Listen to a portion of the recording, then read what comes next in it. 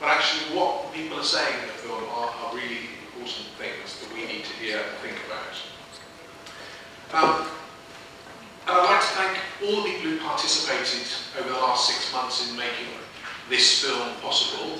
That's the people who appear in the film, the people who've helped us to make the film, and all of the service providers who've come together to share their knowledge and information about people with learning disabilities.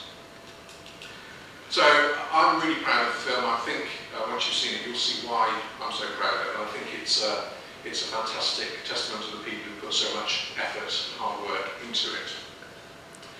But this project is not just about making films. This project is about giving people an opportunity to have a say about things that matter to them. All sorts of people in Wiltshire coming together to have a say about things that are important to them in their lives and where they live. And that's the whole point of the film, the whole point of the project. It's a lovely film, but we really need to make sure that people in Wiltshire are able to articulate their needs and aspirations clearly, and that we, as public service providers, can listen to what people are saying and respond positively with actions that can help where help is needed. So today's event is really, really important because we're going to see the film, and then we're going to spend some time talking about what the people have told us. And we're going to look at ways perhaps in which we may be able to respond locally here in Calne, through Wiltshire, and maybe beyond the borders of Wiltshire as well. So this film is the starting point of action, not the end of a project. It's the beginning of the next project, which is to make a difference for the people who are talking in the film. So the film is important because it gives us new ways of reaching out and talking to people who perhaps sometimes find it difficult to have their voice heard. Sometimes they cannot get their voices heard. So it's really important, but it's also important for people who watch the film who get a better understanding of life from a different point of view.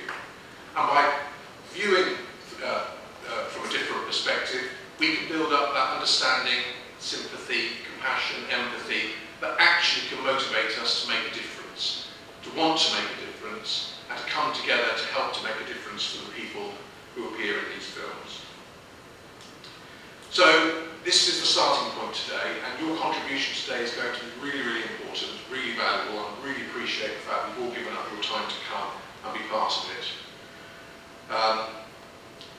And let's, together, I'm sure, once you've seen this film, you'll share the same sense of desire to make a difference that I now feel after seeing the film a couple of times.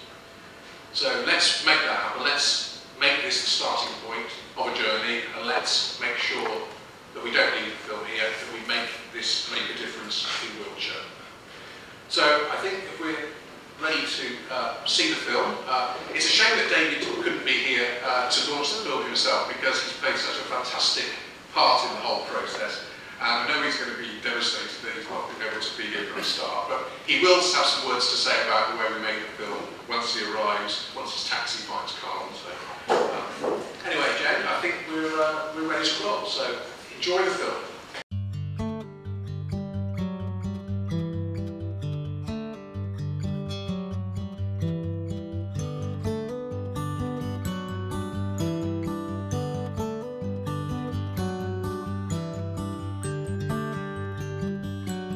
I would look in the mirror and say, this is me, this is who I am, I'm happy who I am, and I look after myself.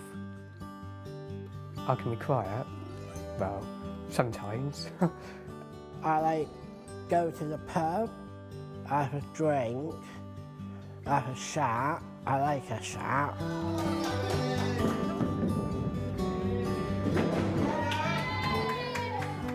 I should be 64 on May the 9th, and it's young, because I'm a young 64.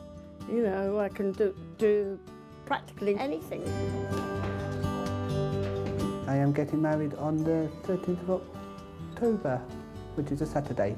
Before anyone asked if it was a Friday, no it's not, it's a Saturday.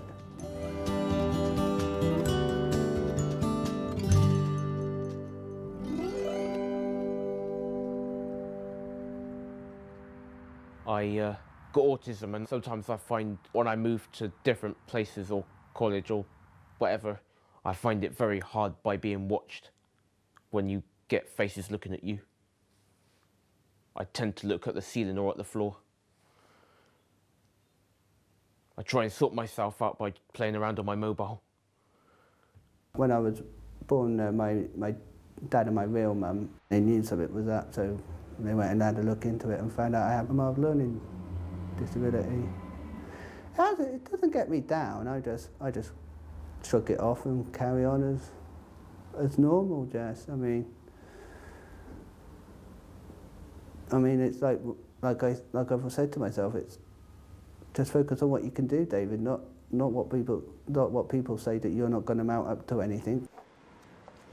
I got Asperger's, and I'm on the borderline of dyslexic. I get frustrated and angry when it's like crowded people. Just feel like claustrophobic, really, and feel like people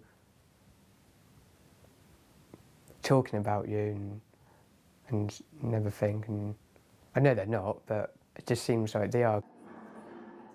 I can't read very well. I can write, but the staff help me what it says and so on.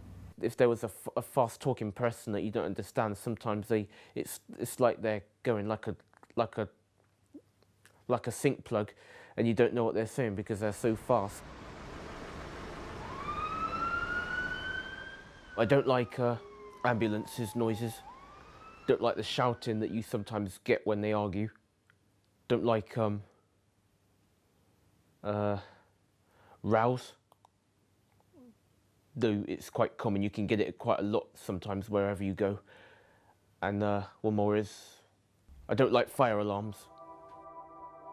The noise, it actually goes right through you.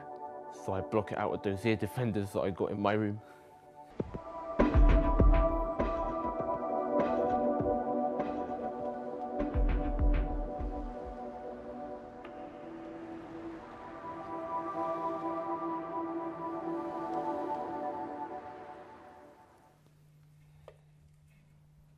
When I was younger, I remember I used to look for my insects, and there used to be kiddies and old kiddies and stuff winding me up, and they used to try and kill things because they knew I liked the environment, and they say, "Look, there's a bug boy, let's go and see what he's doing." And they say, "I'm going to kill it." I went somewhere to try and ring Mum. Those bullies had no idea in themselves what they were doing. And they were near the river. I thought, I'm going to leave them to it. I thought if one of them falls in there, I won't be swimming to get them out. I've had a bit of bullying, but that all got sorted out, you know. This person, this carer, I'm not going to mention any names.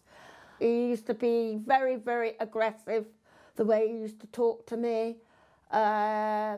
He thought he was it, you know, he thought he could say just what he wanted to me. There wasn't no respect or courtesy.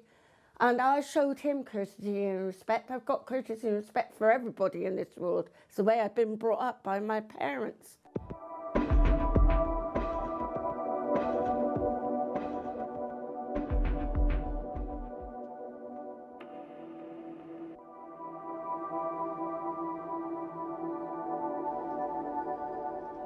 I just want to get a job, really, like anyone else, you know, not living with the government's money all the time. When you say to someone like, "Oh, I've got a learning disability," and they're looking for work, they just like, "Well, there's no jobs here." That's the world for you.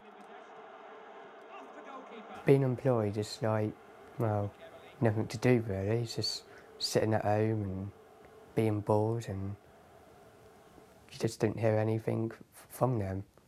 And they always say to you, "Oh yeah, we'll give you a call," and everything. And you're sitting at home, just twiddling your thumbs, and you don't hear anything.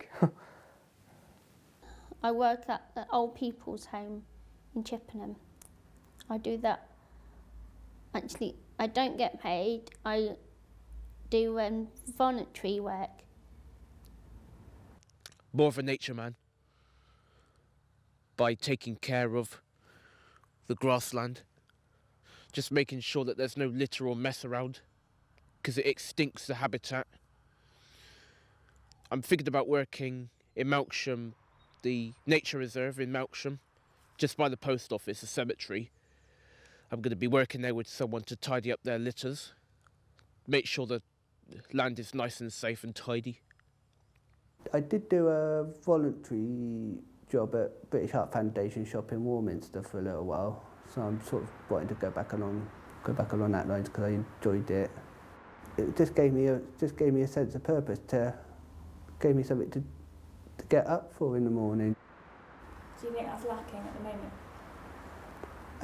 But it is a bit lacking at the moment, but I'm still going to hunt around for some voluntary work.